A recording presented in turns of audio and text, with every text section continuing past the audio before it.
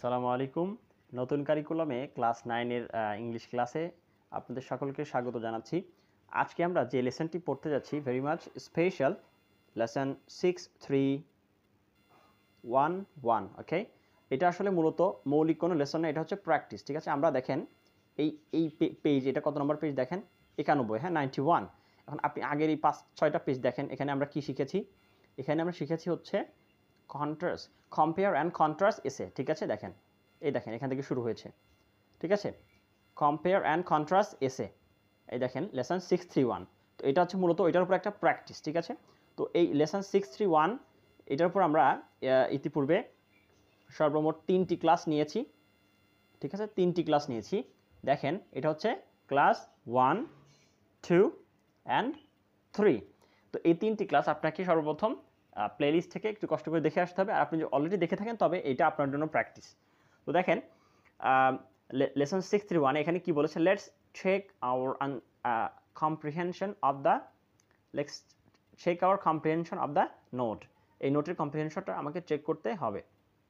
ওকে, এখন মূল কথা যেখানে যেটা বলেছে সেটা হচ্ছে, আমি খুব অল্প কথায় বুঝিয়ে দিই। সেটা হচ্ছে ব্লক স্ট্রাকচার এবং পয়েন্ট বাই পয়েন্ট স্ট্রাকচারের মধ্যে এর মধ্যে সিমিলারিটিস কী কী আছে এবং ডিফারেন্স কী কী আছে। আমরা শিখেছি কম্পেয়ার অ্যান্ড কন্ট্রাস্ট এসে দুই ধরনের হতে পারে। ঠিক আছে, আবার বলি, কম্পেয়ার অ্যান্ড কন্ট্রাস্ট এসে আমরা দুইভাবে লিখতে পারি, একটা হচ্ছে ব্লক স্ট্রাকচার, একটা হচ্ছে পয়েন্ট বাই পয়েন্ট স্ট্রাকচার। এই যে 3টি ক্লাস আমরা করেছি, অনেক বড়, অনেক ব্যাখ্যা করে আমরা স্লাইড দিয়ে বুঝিয়ে দিয়েছি। ওই ক্লাসটা আপনি যদি ভালো মতো করে থাকেন, বুঝে থাকেন, আপনার অলরেডি একটু পারার কথা। তারপর আমি আপনাকে অবশ্যই হেল্প করব। সর্বপ্রথম কী হবে, আপনি একটু চেষ্টা করবেন, ভুল হোক খারাপ হোক, মানে একেবারে ইংলিশে যদি নাও পারেন, সর্বশেষ যেটা করবেন, একবারে বাংলাতে অন্তত লিখেন। মানে আপনার মানে একবারে না লেখার চাইতে কিছু লেখা অবশ্যই ভালো। ঠিক আছে, তারপরে আমারটার সাথে মিলিয়ে নেবেন। দেখেন ব্লক স্ট্রাকচার এবং পয়েন্ট বাই পয়েন্ট স্ট্রাকচার। ঠিক আছে, এই দুইটার মধ্যে মানে সিমিলারিটিস কী কী আছে এবং ডিফারেন্স কী কী আছে। তাহলে দেখেন সিমিলারিটিসের মধ্যে আমরা সর্বপ্রথম আসতে পারি। দেখেন সিমিলারিটিস আমরা কী লিখতে পারি? ব্লক স্ট্রাকচার এবং পয়েন্ট বাই পয়েন্ট স্ট্রাকচার। আচ্ছা, তার আগে আমরা বলেছিলাম, দেখেন আমরা বলছি যে কম্পেয়ার অ্যান্ড কন্ট্রাস্ট এসে দুই ধরনের হতে পারে। একটা কি? একটা হচ্ছে ব্লক স্ট্রাকচার, একটা হচ্ছে পয়েন্ট বাই পয়েন্ট স্ট্রাকচার। এই যে দেখেন কম্পেয়ার অ্যান্ড কন্ট্রাস্টে কয় ধরনের হতে পারে? দুই ধরনের হতে পারে। তো খুব স্বাভাবিক বিষয়। তাহলে চলেন আমরা এখানে একটা কাজ করতে পারি।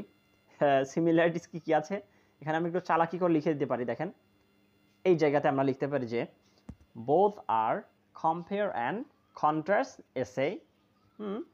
এই দুইটার মধ্যে কী কী মানে সিমিলারিটিস রয়েছে বলেন তো? এই দুইটাই তো কম্পেয়ার অ্যান্ড কন্ট্রাস্ট এসে, এর দুইটা প্রকার আর কি। তাহলে এটার কমন বিষয় হচ্ছে যে both are compare and contrast essay। ওকে, গেল।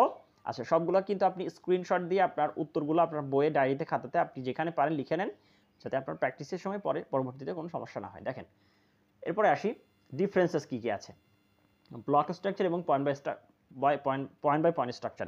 এই দুটার মধ্যে ডিফারেন্স কী কী আছে, সিমিলারিটি বা ডিফারেন্স কী কী আছে, পার্থক্য। তো আমরা কী শিখেছিলাম, আপনার আসলে ওই ক্লাসগুলো অবশ্যই করা উচিত আগে, তাহলে আপনি অবশ্যই ক্লাসটি বুঝবেন। সেটা হচ্ছে যে ব্লক স্ট্রাকচারে দুইটা মাত্র বডি প্যারাগ্রাফ থাকে। ঠিক আছে, ইন্ট্রোডাকশন, কনক্লুশন তো প্রত্যেকটা এসেতে থাকবেই, এটা তো স্বাভাবিক, কিন্তু মাঝখানে দুইটা বডি প্যারাগ্রাফ থাকে ব্লক স্ট্রাকচারে। আচ্ছা, আর পয়েন্ট বাই পয়েন্ট স্ট্রাকচারে মাঝখানে দুইটার বেশি বডি প্যারাগ্রাফ থাকে। কত বুঝতে পেরেছেন? তার মানে টোটাল পাঁচটা বা পাঁচটার উপরে বডি প্যারাগ্রাফ হয় কোথায়? পয়েন্ট বাই পয়েন্ট স্ট্রাকচারে। কত বুঝতে পেরেছেন? এবং ব্লক স্ট্রাকচারে হয় 4টা বডি প্যারাগ্রাফ। ঠিক আছে, সব মিলিয়ে মানে টোটাল প্যারাগ্রাফ হচ্ছে 4টা, 2টা বডি প্যারাগ্রাফ আর ইন্ট্রোডাকশন, কনক্লুশন। ঠিক আছে, তো দেখেন এটাকে আমরা এইভাবে লিখতে পারি, স্লাইডের মাধ্যমে আমি উপস্থাপন করি। যদি block structure has 2 body paragraph but point by point structure has more than 2 body paragraph। Very much easy, খুব সহজ। আচ্ছা, গেল, এটা গেল। দেখেন এবার আসি 2 নম্বরে কি আছে। ঠিক আছে, সিমিলারিটিস, ব্লক স্ট্রাকচার এবং পয়েন্ট বাই পয়েন্ট স্ট্রাকচারের মধ্যে সিমিলারিটিস কি আছে আমরা একটু বের করার চেষ্টা করি। মানে এই দুইটার কিন্তু সংজ্ঞা দ্বারা কিন্তু দিয়েছে। আপনি আগে 3-4 পৃষ্ঠা যদি ভালো মতো পড়েন, ওখানে থেকে কিন্তু আপনি নিজে একটু ক্রিয়েটিভলি বের করতে পারবেন। যেহেতু এর আগে আমরা কি শিখেছি? আর্গুমেন্টেটিভ এসে লেখা শিখেছি, প্রবলেম সলিউশন টেক্সট এসে লেখা শিখেছি। ঠিক আছে, অনেকগুলো কিন্তু আমরা পার করে এসেছি। এই পর্যায়ে আপনাকে নিজেকে চেষ্টা করতে হবে এবং আমার ক্লাস দেখতে হবে পরবর্তীতে। ঠিক আছে, আশা করি আপনি চেষ্টা করছেন। দেখেন নাম্বার 2টা আমরা নাম্বার 2টা আমরা এভাবে বলতে পারি both structure have introduction and conclusion. ঠিক আছে, ব্লক স্ট্রাকচার এবং পয়েন্ট বাই পয়েন্ট স্ট্রাকচার এটা হতে পারে না, অবশ্যই হতে পারে, কারণ এখানে তো ইন্ট্রোডাকশন কনক্লুশন সবগুলোতে থাকবেই। এটা কিন্তু সিমিলারিটিস আমরা লিখতে পারি। ওকে, এরপর দেখেন ডিফারেন্সেসের মধ্যে আমরা কি লিখতে পারি, ডিফারেন্স কি কি আছে। এই যে ডিফারেন্স, তো আমি বললাম যে ইন ব্লক স্ট্রাকচারের মধ্যে বডি প্যারাগ্রাফ 1 আপনি একটু ভালো মতো চিন্তা করেন প্লিজ। ব্লক স্ট্রাকচার আমরা কি বলেছিলাম, 2টা বডি প্যারাগ্রাফ মাঝখানে থাকবে, আর প্রথমে একটা ইন্ট্রোডাকশন, লাস্টে একটা কনক্লুশন, মোট 4টা প্যারাগ্রাফ। ওকে, তাহলে in block structure, body paragraph 1 talks about similarities and body paragraph 2 talks about differences. কথাটা কিন্তু একটু বুঝে নিতে হবে যে হ্যাঁ, ব্লক স্ট্রাকচারের মধ্যে মাঝখানে 2টা বডি প্যারাগ্রাফ থাকবে।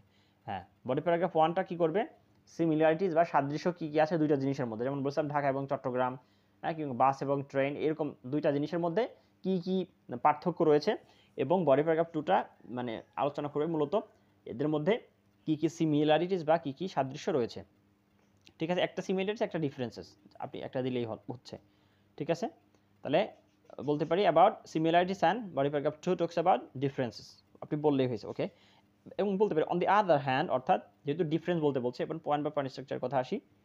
Point by point structure each in point by point স্ট্রাকচারে each body paragraph talks about both subject which are compared.